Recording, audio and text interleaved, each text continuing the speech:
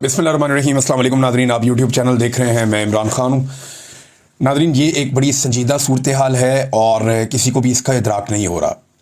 यानी जो आपको पाकिस्तान का मीडिया बता रहा है वो सही पिक्चर नहीं है। मैंने, क्योंकि आपको याद है 2022 में हमने फ्लड्स के अंदर काम किया था, तो बहुत सारे इलाकों में अपनी टीमें बनाई थी। हमने उनसे रब्ता किया और जो चीज़ें अब पता चली हैं वो इंतहाई खौफनाक हैं। वो इतनी खौफनाक हैं कि सूबाई हुकूमत को या वफाकी हुकूमत को या पाकिस्तान की इस्टेब्लिशमेंट को या तो उनका अंदाज़ा नहीं है या वो पब्लिक को बताना ही नहीं चाहते कि पाकिस्तानियों के साथ इस वक्त हो क्या रहा है। भारत की जानिब से जो 3 दरिया हैं जिनमें अभी तक तुगयानी आई है, एक दरिया में पानी बढ़ा है और दरिया सिंध में भी पानी बढ़ा है। उसका रीज़न ये है कि पाकिस्तान में भी काफ़ी बारिशें हुई हैं। मकबूजा कश्मीर में बारिशों की वजह से जो एक फ़्लो है वो दरिया झेलम में भी आया, लेकिन दरिया झेलम में सैलाब नहीं आया। दरिया चनाब में मज़ीद पानी भारत की जानिब से दाखिल हो रहा है और लगातार वहाँ पे पानी का फ़्लो बढ़ रहा है। जो वहाँ से इतलात आई हैं दरिया चनाब से वो ख़तरनाक हैं। जम्मू में तूफ़ानी बारिशें शुरू हो चुकी हैं और ये जो पानी है ये दरिया चनाब में आएगा, जबकि एक पानी बहुत बड़े पैमाने पर दाखिल होने वाला है दरिया सतलुज में, क्योंकि भारत में जो दरिया ब्यास का इलाका है वहाँ पे बहुत बड़े पैमाने पे कैशमेंट एरिया बना है।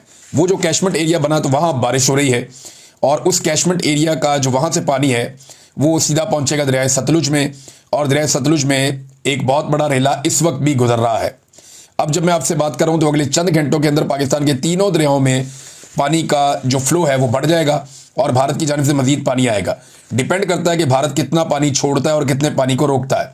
अभी तक क्योंकि भारत के अंदर भी सैलाब वाली सूरत हाल है, वहाँ पे जम्मू से लेकर नीचे पंजाब तक और वहाँ से राजस्थान तक ये पूरी पट्टी में पानी फैला हुआ है और यही पानी पाकिस्तान की जानिब दरियाओं में छोड़ा जाता है। तो 3 दरियाओं की जो सिचुएशन है वो अब आपके सामने, और उसकी वजह से पूरा का पूरा पंजाब, लगभग अपर पंजाब को छोड़ के नीचे जितना पंजाब का इलाका है वो सारा का सारा बहुत बुरी तरह मुतासर हो रहा है।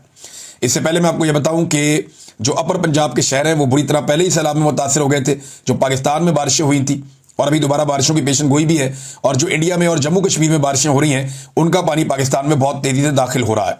पाकिस्तान में बहुत बड़े पैमाने पर नुकसान हुआ है इंफ्रास्ट्रक्चर का, जो आपको मीडिया ने नहीं बताया। मीडिया सिचुएशन बता नहीं रहा और सोशल मीडिया सिचुएशन को बता रहा है। एक बात मैं आपको बताऊं कि पाकिस्तान के सोशल मीडिया या डिजिटल मीडिया का सबको शुक्रिया अदा करना चाहिए। डिजिटल मीडिया की वजह से बेशुमार जानें बची हैं, क्योंकि सूबाई हुकूमत बिल्कुल तैयार नहीं थी पंजाब की। इन्होंने लोगों को बिल्कुल आगाह नहीं किया, लोगों को बताया ही नहीं कि किसी किस्म का सैलाब आ रहा है या कोई हिफाजती इक़दाम किए जाएं या लोगों को उनके इलाकों से और मवेशियों को निकाला जाए।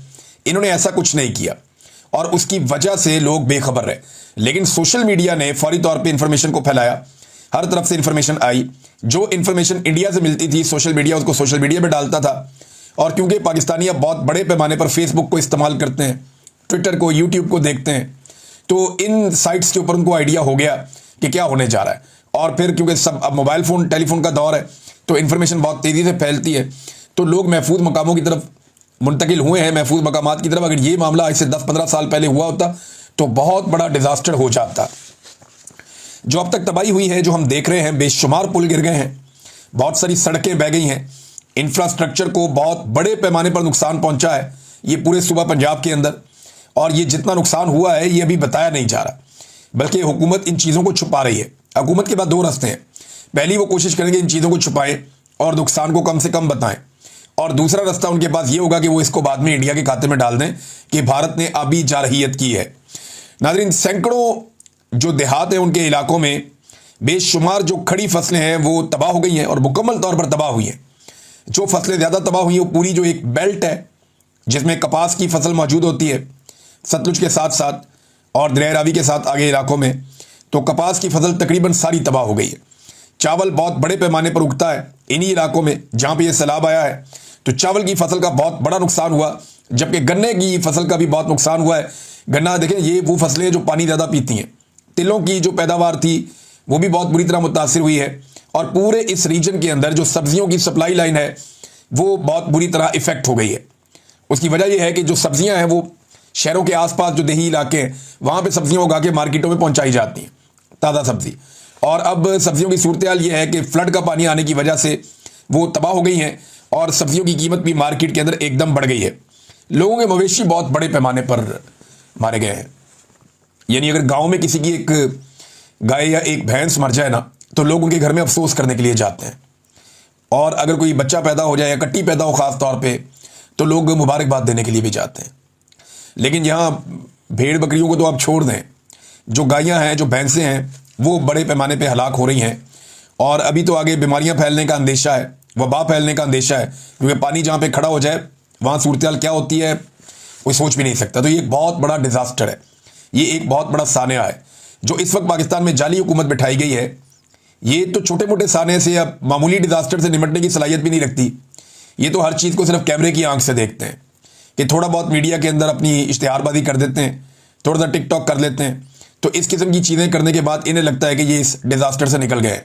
लेकिन ये जितना बड़ा सानिया है, इस सानिया के ऊपर इससे बड़ा सानिया ये है कि पाकिस्तान की मिलिट्री एस्टेब्लिशमेंट ने एक जाली हुकूमत पाकिस्तान पर मुसल्लत की हुई है, जो इतने संजीदा हालात में भी जाली कार्रवाइयाँ डाल रही है। यानी जो गंदम स्टोर की गई थी उसके ऊपर से भी पानी गुजर गया, वो भी तबाह हो गई। जो ज़रूरी आलात और मशीनरी है किसानों की, वो बड़े पैमाने पर तबाह हुई है। तो अब मरीम नवाज साहबा पहुंची। देखें ना, इस मौके पर भी अगर कोई सियासत करे और इस मौके पर भी अगर कोई टिकटॉक्स बनाए या कोई इस तरह की कार्रवाइयाँ डाले, तो उसको आप क्या कहेंगे? क्या वो इंसानियत भी है उसके अंदर? ये वजीराबाद पहुंची मरीम नवाज साहबा और नून लीग के कारकुनों से मिली। अब ये मीडिया ने साबित कर दिया, यानी जो पाकिस्तान का रवायती मीडिया वो साबित करना चाह रहा था नहीं मरीम नवाज बड़ी कुर्बानी दे रही है, पहुंच गई सलाम मुतासरीन के पास वजीराबाद। बाद में जनाब पता चला कि जहां पे कैंप बनाया गया था स्कूल में, मरीम नवाज के निकलने के बाद लोगों को भी निकाल दिया गया, कैंप को ताला लगा दिया गया, सारी चीज़ें बंद कर दी गई और फैसिलिटीज़ ख़त्म कर दी गई। ये सिर्फ मरीम नवाज को दिखाने के लिए या उसकी वीडियोज़ बनाने के लिए एक जगह पर यह कैंप जाली बनाया गया था। और ये जो मुकाम है जहां पे ये कैंप बनाया गया था, ये सैलाबज़दा इलाके से मेरी बात हो रही थी जो मकामी सहाफ़ी हैं उनसे। उन्होंने कहा जी ये कई किलोमीटर दूर है, जहां पे सैलाब आया है ये एरिया उससे कई किलोमीटर दूर है। और जिन लोगों को यहां पे बिठाया गया है उनमें ज़्यादातर लोग वो हैं जो नून लीग के वर्कर्स हैं, या वो लोग हैं जो सैलाब से मुतासिर नहीं हुए, ज़्यादा लोग वो हैं। और उन्हें बिठा के वहां पे मरीम नवाज साहबा का एक ड्रामा करवा के, एक टिकटॉक्स बनवा के उन्हें वहां से वापस रवाना कर दिया गया और ये दिखावे के लिए एक कार्रवाई कर दी गई। लोग लगातार बता रहे हैं कि हमारा बहुत बड़ा नुकसान हुआ। किसान रहनुमाओं के जो बयानात हैं वो बड़े खौफनाक हैं। एक किसान रहनुमा है, उन्होंने एक स्टेटमेंट दिया है, ये स्टेटमेंट मैं आपके सामने रखूंगा अभी। वो ये कह रहे हैं कि ये खालिद बाट साहब है, ये किसान रहनुमा है। इनका ये कहना है कि 25 लाख एकड़ खड़ी फसलें तबाह हो चुकी हैं। सबसे बड़ा मसला ये पैदा हो चुका है और ये जो फसलें मैंने आपको नाम लिए उन सबके इन्होंने नाम लेकर कहा कि ये तबाह हो गई। एक और चीज़ वो जो कह रहे हैं कि सैलाब आने से पहले एक काम शुरू हो गया कि जैसे ही किसान से गंदम उठाई माफिया ने, तो अब गंदम की कीमत लगभग 75% बढ़ गई है। यानी इस वक्त जो गंदम की कीमत है वो बता रहे हैं कि 3500 रुपये फी मन तक पहुंच गई है। ये 2000 रुपये फी मन थी, 2021 लोगों ने बेचारों ने इससे भी कम में बेची है। किसान से गंदम खरीदने के लिए तैयारी कोई नहीं था, लेकिन जैसे ही माफिया ने किसान से सस्ती गंदम उठाई तो 2 महीनों के अंदर इसकी कीमत तकरीबन डबल हो गई। आप मुझे बताएं कि दुनिया का वो कौन सा कारोबार है जिसमें 2 महीने में जो आप पैसा लगाएं वो डबल हो जाए? बताएं मुझे, है कोई ऐसा कारोबार पूरी दुनिया में कि जो आप पैसा लगाएं वो 2 महीने में डबल हो जाए? 2 महीने पहले जब ये गंदम किसान के पास थी तो आधी कीमत पे थी। 2 महीने के बाद आज जब ये गंदम माफिया के पास है, मिडलमैन के पास है, ताजरों के पास है, इन सरमायादारों के पास है, तो उसकी कीमत डबल हो गई। ये खेल मरीम नवाज ने किसानों के साथ खेला है और जाली सरकार के जाली दौरे हो रहे हैं। एक जो है वो वजीर है, वो ये कहता है कि जी मेरी सोसाइटी नहीं डूबी। और भाई पूरा पाकिस्तान डूब गया, उसको अपनी सोसाइटी की पड़ी हुई है, ये मेरी सोसाइटी नहीं डूबी। और लोग वहाँ खड़े होकर बता रहे हो, बुजुर्ग है, मैं उनको सुन रहा था, वो रो रहे थे कि मैंने पूरी ज़िंदगी की जमा पूंजी यहाँ पे लगाई। ख़वातीन रोती रही है कि हमने अपनी ज़िंदगी की जमा पूंजी जेवर बेच बेच के घर बनाए और हमारे घर डूब गए वहाँ पे, ये पार्क व्यू सोसाइटी में अलीम खान की। और वो बता कि नहीं मेरी सोसाइटी नहीं डूबी। और एक हुकूमत है टिकटॉकनियों की, वो ये कहती है जी हमारे सूबे के अंदर किसी किस्म का सैलाब नहीं आया और नुकसान नहीं हुआ। खावर घुमन साहब एक सीनियर जर्नलिस्ट हैं, उन्होंने बताया कि सिर्फ उनके इलाके में 7 अफराद अब तक की इतला के मुताबिक जाँ बहक हो गए हैं, क्योंकि ये गिद्ध लाशों को छुपा देते हैं और अदादोशुमार नहीं बताते। लिहाजा मैं रिकॉर्ड की दुरुस्ती के लिए बता रहा हूं कि सिर्फ मेरे इलाके में 7 लोग जाँ बहक हुए हैं। सोशल मीडिया ने अवाम की जाने बचाई है, वरना हुकूमत तो डिनाइल में थी, वो तो बता ही नहीं रही थी, कोई बात ही नहीं कर रही थी। नाज़रीन, पाकिस्तान में जो है वो ऐसा लगता है हमने इसको एक वेलफेयर स्टेट बनाना था, लेकिन इस मुल्क को हमने एक रियल स्टेट बना दिया। जो पाकिस्तान की मिलिट्री एस्टेब्लिशमेंट है उन्होंने इसको वेलफेयर स्टेट की बजाय एक रियल स्टेट बना दिया। और इस कारोबार से मुंसलिक जो लोग हैं, जो दरियाओं के अंदर सोसाइटियां बना रहे हैं, पानी के रस्तों पे सोसाइटियां बना रहे हैं, जो कुदरती पानी के रस्ते बंद कर रहे हैं, जो ज़राअत को तबाह कर रहे हैं, जो पाकिस्तान के माहौल को तबाह कर रहे हैं, जंगलात को काट रहे हैं, उन लोगों की पुष्टपनाही पाकिस्तान की मिलिट्री एस्टेब्लिशमेंट करती है। मिलिट्री एस्टेब्लिशमेंट इनके सामने आकर ढाल बन के खड़ी हो जाती है, इसलिए कि ये रिटायर फौजियों को नौकरियां देते हैं और बाद में हाजिर ड्यूटी को भी। तो ये सूरत बड़ी खौफनाक है। कल तक मलिक रियाज के साथ इनके बड़े सुर मिलते थे, आजकल अलीम खान से और बहुत सारे और लोगों से इनके सुर मिलते हैं पाकिस्तान की मिलिट्री एस्टेब्लिशमेंट के। तो इन्होंने हमेशा ताकतवर की और पैसे वाले की पूजा की है और आज भी हम वही सिलसिला पाकिस्तान में चलता हुआ देख रहे हैं। नाज़रीन, पाकिस्तान ने ये जो सैलाब आया था ना 2022 में, इस पर इन्होंने पैसे इकट्ठे करने के लिए बड़ी कोशिशें की थी। इमरान खान साहब की हुकूमत गिरा दी गई थी, बाद में सैलाब आ गया था। तो शहबाज शरीफ साहब ने जनाब अक़वाम मुत्तहिदा के बुलाया जनाब सेक्रेटरी जनरल को, उसको दौरा करवाया, हेलीकॉप्टर पे जहाज़ पे फिराया। फिर उसके बाद ये गए यूरोप, सारे इकट्ठे होके वहाँ इन्होंने दुनिया को जफ्फियाँ डाली। इन्होंने कहा जी फ्रेंड्स ऑफ पाकिस्तान, ये वो, हमें पैसा दो, हमारा मुल्क डूब गया है। तो वहाँ पे 11 अरब डॉलर इनके बकौल प्लज हुए थे कि इनको 11 अरब डॉलर, ये बहुत बड़ी अमाउंट है, सारा इलाका दोबारा तमीर हो सकता था। लेकिन इन्होंने उसमें से जो कागजों के अंदर बताया जाता है कि सिर्फ 2.8 अरब डॉलर ये खर्च कर सके, और वो जो 2.8 अरब डॉलर खर्च किए ना, मैं आपको लिख कर देता हूं कि उसमें से कम भी 70% अमाउंट तो खर्च ही नहीं हुई होगी, बल्कि इससे भी ज्यादा मैं आपको बता सकता हूं। और वजह यह है कि मुझे ग्राउंड पे कोई नजर ही नहीं आता। बिलावल ने एक कच्चा घर दिखाया थोड़े दिन पहले, और तो कोई नजर नहीं आया। बलूचिस्तान में इन्होंने कोई घर नहीं बनाए, पंजाब में इन्होंने कोई एनजीओ ने घर बनाए, लोगों ने घर बनाए। मैंने अपने दोस्तों के साथ मिलकर हम लोगों ने कुछ 2000 मकान हमने तामीर करवाए थे, लेकिन मुझे नहीं लगता कि पंजाब हुकूमत ने सारी ने मिलकर भी 2000 मकान बनाए होंगे, या सिंध हुकूमत ने सारी ने मिलकर भी 2000 मकान बनाए होंगे। तो काम नहीं किया इन्होंने। ये पैसा कहां गया, कोई जवाब नहीं है इनके पास। लोगों ने अपनी मदद आपके तहत आवाम को खड़ा किया था 2022 के सैलाब में, लेकिन ये सैलाब उससे ज्यादा खौफनाक सूरत इख्तियार करता चला जा रहा है। अब ये जो पानी इंडिया से पाकिस्तान के 3 इधर मशरकी दरियाओं वाली साइड पे आया, एक मगरबी दरिया है वो दरिया चनाब, अब ये पानी दरिया सिंध में जा रहा है।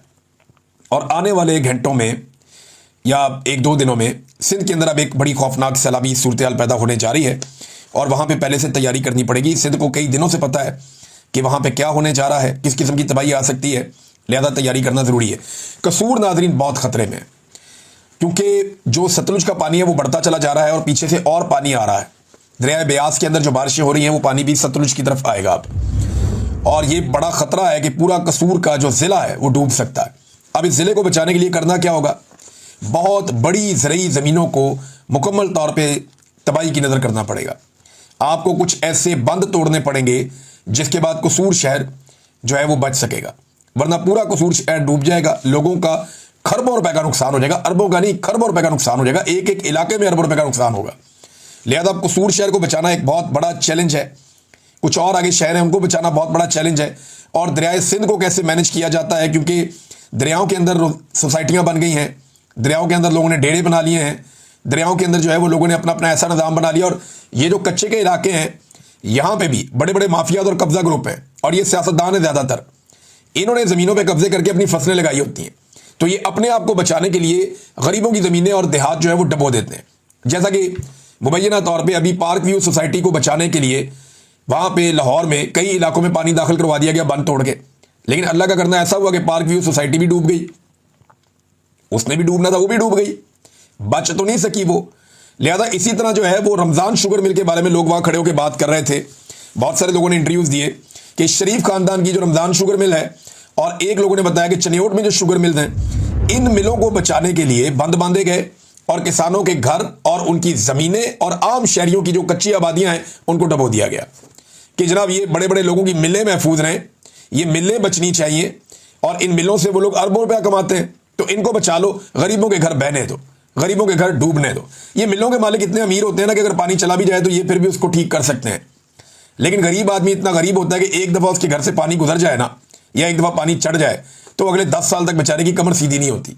और ये बात एक हकीकत है, ये लोग नहीं समझेंगे। वो बाकी ज़िंदगी एक नई शुरुआत में गुजार देता है और उसको बहुत स्ट्रगल करनी पड़ती है, ये सच्चाई है। तो नाज़रीन, जो पहले पाकिस्तान को पैसा मिला वो भी सलामत खान पे इस्तेमाल नहीं किया गया, तो अब पाकिस्तान को पैसा कौन देगा और कैसे पैसा पाकिस्तान को मिलेगा, ये एक बहुत बड़ा सवाल है जिसका इस वक्त हमारे पास जवाब नहीं है। कुछ और नाज़रीन खबरें हैं। एक तो नाज़रीन ये कि मुसद्दिक मलिक साहब ने यह दावा किया कि दरियाओं की ज़मीनें काट कर होटल हाउसिंग स्कीमें बनाने वाले ताकतवर अफराद के खिलाफ कार्रवाई होगी। ये मुसद्दिक मलिक ने कहा। ये कार्रवाई नहीं कोई कर सकता, जो ताकतवर लोग हैं उनके खिलाफ नहीं हो सकती। वो अमीर मुकाम का होटल था ना दरिया के बीच में, अली अमीन गंडापुर ने सिर्फ एक दीवार का एक छोटा सा हिस्सा गिराया। उसके बाद अली अमीन गंडापुर को साथ बैठ के उनके साथ मामला तय करना पड़ा गवर्नर हाउस में। वरना देखे ना, जिस आदमी का वहां पे होटल बना हुआ है, जिसने इतना बड़ा एरिया कवर किया हुआ है, दरिया का रास्ता रोका हुआ है, गरीबों के सारे होटल गिरा दिए, और उसका बड़ा होटल जो बिल्कुल सेंटर में है, जिसने सबसे ज्यादा रास्ता रोका है, उसको ये गिराने के लिए गए तो एक दीवार की चंद ईंटें हटाने के अलावा ये कुछ नहीं कर सके। बाद में 2 मरतबा गंडापुर साहब उन्हीं के साथ देखे गए, अमीर मुकाम के साथ, और उन्होंने अमीर मुकाम के साथ अपने मामलात फिर ठीक भी किए। हो सकता है माफी भी मांगनी पड़ी हो, लेकिन देखे ना, ताकतवर आदमी है, कुछ नहीं कर सके। इसी तरह अलीम खान की सोसाइटी अगर पानी में बनी हुई है, या और ताकतवर लोगों की सोसाइटियां अगर पानी में बनी हुई है, तो ये हुकूमत कुछ भी नहीं कर सकती उनके खिलाफ, ना ये करना चाहेंगे। वजह यह है कि पाकिस्तान की एस्टेब्लिशमेंट भी रियल स्टेट का कारोबार करती है, और वेलफेयर स्टेट को बनाते बनाते पाकिस्तान को रियल स्टेट बना दिया है। लिहाजा ये इनका कारोबार है, ये इसके अंदर कुछ नहीं करेंगे। पाकिस्तान के अवाम को ये कीड़े मकोड़े समझते हैं, और कीड़े मकोड़े क्या बेचते हैं। इनकी तवज्जो किस तरफ है, ये खबर देखें आप। ये खबर जनाब अमेरिका से आई है। पाकिस्तान जो है वो मिलियंस ऑफ डॉलर्स खर्च कर रहा है लॉबिंग पे, कि जनाब अमेरिका की नज़र में खुद को अच्छा साबित कर दे और अपने आप को अमेरिका का एक बेहतरीन इत्तेहादी साबित कर दे। और ये हो रहा है जनाब मौजूदा रजीम में। आसिम मुनीर साहब, मोहसिन नकवी साहब, इसाक डार साहब, दिन रात इसके ऊपर मेहनत की जा रही है। यहाँ पे तफसीलात भी छाप दी गई अमेरिकन वहाँ पेपर में कि क्या टाइमलाइन क्या है, 2025 में पाकिस्तान ने लॉबिंग के लिए कितने कितने पैसे दिए। ये जनवरी 17 की पेमेंट है, अप्रैल 8 की है, और ये पेमेंट भी देख लेना मिलियंस के अंदर है। यहाँ पे एक ये $2 लाख एक है, $25,000 एक है, और जनाब $50,000 एक है, $2 लाख एक है, $1 लाख एक है, और ये 2 अमाउंट्स और हैं बड़ी बड़ी। अब ये सारी आप मिलाएं तो ये टोटल बता रहे हैं कि ठीक ठाक पैसा है $3.25 मिलियन। ये इन्होंने जनाब साइन किए हैं वहाँ पे लॉबिंग फर्म्स के साथ, और ये डाटा अब मौजूद है जो फारा की वेबसाइट है अमेरिका की, वहाँ जाके आप पढ़ सकते हैं। तो वो डाटा ये बताता है कि सूरत हाल पाकिस्तान के लिए बेहतर बनाने के लिए और अमेरिकन हुकूमत के सामने अपना इमेज बिल्डिंग करने के लिए पाकिस्तान के मौजूदा रजीम ने पाकिस्तानियों का जो टैक्स का पैसा है वो किस तरह से अमेरिका में लुटाया है। इसका फ़ायदा क्या हुआ वो मैं आपको बताऊंगा आने वाले अभी वीलॉग्स के अंदर। कुछ डेवलपमेंट्स अमेरिका में हुई हैं वो मुझे आपके साथ शेयर करनी है, लेकिन एक चीज़ मुझे आपको बतानी है। देखिए, जितनी मर्जी मुखालफत हो या जो मर्जी हो, बात ठीक करनी चाहिए। इंजीनियर मोहम्मद अली मिर्ज़ा के साथ मुझे ऐसा लगता है कि ज़्यादती हो रही है। खबर मैंने आपको पहले सुना दी थी, मैंने पूरा वो केस देखा है। मौलाना तारिक मसूद साहब को भी मैंने सुना, 2-4 और उलमा को मैंने सुना। तो अब मौलवी जो है ना वो इंजीनियर मोहम्मद अली मिर्ज़ा के खिलाफ अपना स्कोर सेटल करना चाह रहे हैं, ऐसा लगता है। इंजीनियर मोहम्मद अली मिर्ज़ा को आप कुछ भी कहें, लेकिन आप उन्हें गुस्ताखे रसूल कैसे कह सकते हैं। मौलाना तारिक मसूद साहब ने यह कहा कि ये उन्होंने एक किसी और की बात सुनाई है और किसी और की तरफ रेफर किया है। जो उन्होंने बात की नाउज़ुबिल्लाह, उस पर मुझे भी बड़ा धचका लगा सुनने के बाद। लेकिन जब मैंने उलमा की राय सुनी तो उन्होंने कहा कि इंजीनियर मोहम्मद अली मिर्ज़ा ने जो है वो गुस्ताखी रसूल नहीं की सल्लल्लाहु अलैहि वसल्लम, और ये उनसे स्कोर सेटल करने के चक्कर में कुछ मौलवी जो हैं वो एक अजीबोगरीब तरीका इख्तियार कर रहे हैं। लिहाजा यहाँ पे रियासत को होश के नाखून लेने चाहिए। इंजीनियर साहब की हिफाजत का भी